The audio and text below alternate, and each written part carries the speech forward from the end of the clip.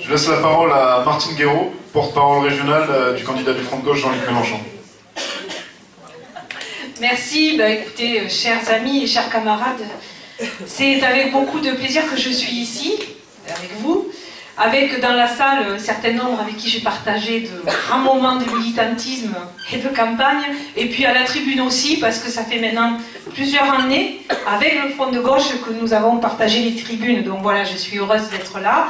Et je vous porte aussi les vœux, bien entendu, de la direction nationale du Parti communiste français, dont je fais partie, et qui, bien entendu, au travers de moi, vous souhaite une année, j'espère, prometteuse.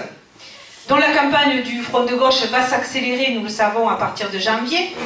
Depuis l'automne, nous avons su mettre en mouvement nos militants. Il faut maintenant amplifier, accélérer les choses, élargir toujours plus ce Front de Gauche. Ce qui marque notre campagne, c'est notre refus de l'austérité, notre refus que les peuples payent la crise dont ils n'est pas responsable, et nous entrons maintenant dans une nouvelle phase de la campagne qui s'organise autour de deux thèmes transversaux. Résistez et prenez le pouvoir. Je crois que c'est les deux faces d'une même action. Résister, parce que je crois que c'est urgent, c'est important, à cause des mesures d'austérité, bien sûr, et des plans sociaux, de la casse de l'emploi et de tout le reste. Et puis aussi, face au matraquage médiatique, aux sondages, il faut résister à tout ça. Il faut tenir le coup, à partir de ce qu'on porte, de nos idées, de nos valeurs aussi. Et puis prenez le pouvoir. Parce qu'en 2012, c'est le peuple qui va décider. Et la démocratie, eh bien, ça permet de faire un choix avec un bulletin de vote.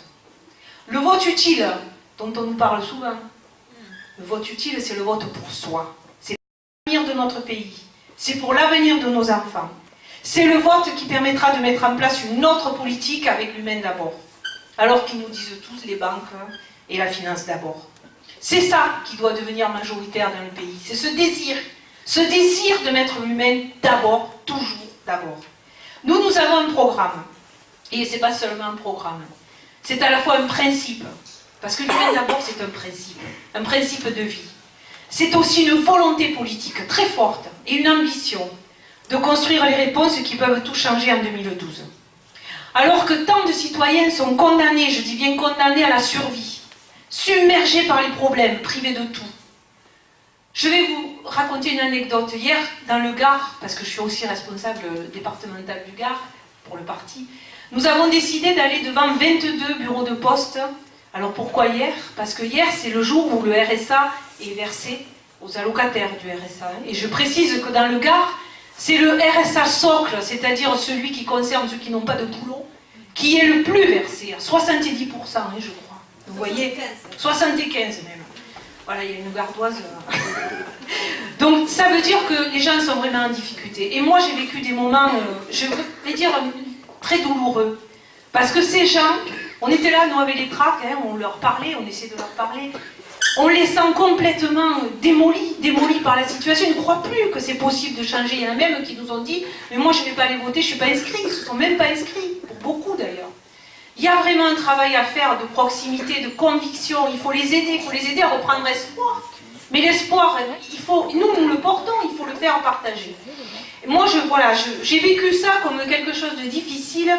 Et en même temps qu'il me dit qu'il faut rendre plus lisible, encore plus lisible toutes nos propositions et notre volonté réelle de prendre le pouvoir avec le peuple pour changer les choses en 2012. Nous ne voulons pas seulement porter leur colère, c'est déjà bien, mais on pourrait porter leur colère et après. Non, nous ne voulons pas laisser faire, nous voulons agir, être présents, mettre en place une autre politique de gauche et nous pensons que c'est possible dès 2012. Nous ne nous résignons pas à un retour de la gauche par défaut, ce qui peut arriver. Ça, c'est pas ça. Ça ne rendra pas l'espoir. L'espoir, il ne pourra pas être crédible si c'est seulement ça. Je crois que vous avez dans cette salle, et ici aussi à la tribune, tous conscience des difficultés, des obstacles. Il y en a qui ont été énumérés. Bon, aujourd'hui, l'absence de programme des autres, enfin des deux soi-disant qui arriveront au deuxième tour.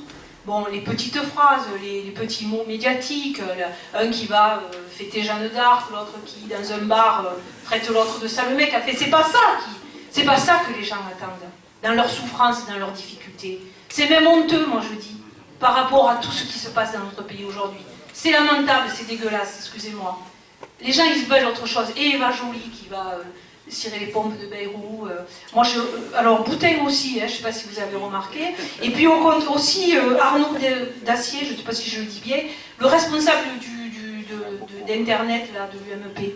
Lui aussi, il va cirer les pompes de Bayrou. C'est ça qu'on nous propose comme rassemblement? Mais ça ne changera pas la vie des gens, je peux vous le dire, et ça ne changera rien pour les citoyens dans notre pays. C'est pour ça qu'il faut amplifier notre campagne. Allez voir les gens là où ils sont, là où ils se trouvent, dans leur lieu de travail, sur leur lieu de travail, mais aussi dans les quartiers, ça a été dit. Organiser des porte-à-porte, le contact direct, les petites réunions aussi chez l'habitant, où à quelques heures on peut discuter, on peut parler du programme, on peut commencer à envisager, y compris d'aller frapper aux autres portes de l'immeuble. Alors il y a du matériel, vous avez le tract qui est arrivé, Michel Passet l'a bien dit, il faut maintenant couvrir les murs, distribuer les tracts, il y a un 4 pages qui va arriver aussi, à 1 million je crois d'exemplaires, très important, qui va permettre d'aller à la rencontre des gens, et puis vous avez le meeting que vous accueillez ici, le meeting régional pour le 8 février. C'est un moment, les moments de meeting, nous le savons bien, qui permet de mobiliser plus fortement, de convaincre aussi. Faisons en sorte d'y faire venir bien au-delà de notre cercle habituel ceux et celles qui s'interrogent et que l'on rencontre et qui n'ont pas encore fait de choix, et ils sont nombreux. Organisons des déplacements. Bon, dans le Gard, on commence à inscrire dans les cars. Je crois que c'est ça, on a déjà 5 cars en commande dans le Gard. On peut amplifier, j'espère que les autres départements où ça s'en occupe vont aussi faire venir du monde, des cars. Mais ici, vous êtes bien placés, vous n'avez pas tant de kilomètres à faire, donc il faut y aller, il faut aller convaincre, il faut aller chercher les gens pour qu'ils viennent. Moi je suis sûre, mais sûre qu'on peut faire exploser les compteurs de la salle, attention. Je suis sûre et j'en suis complètement convaincue si on sait bien faire et si on se lance vraiment dans la campagne avec conviction.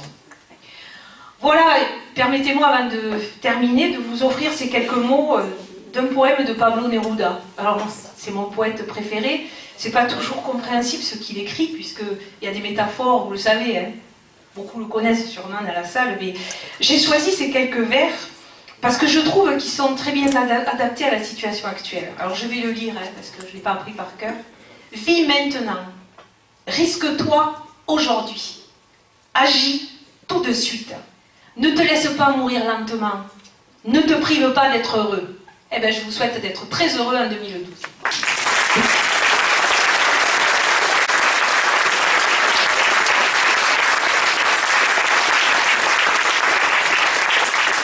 Merci beaucoup, Martine.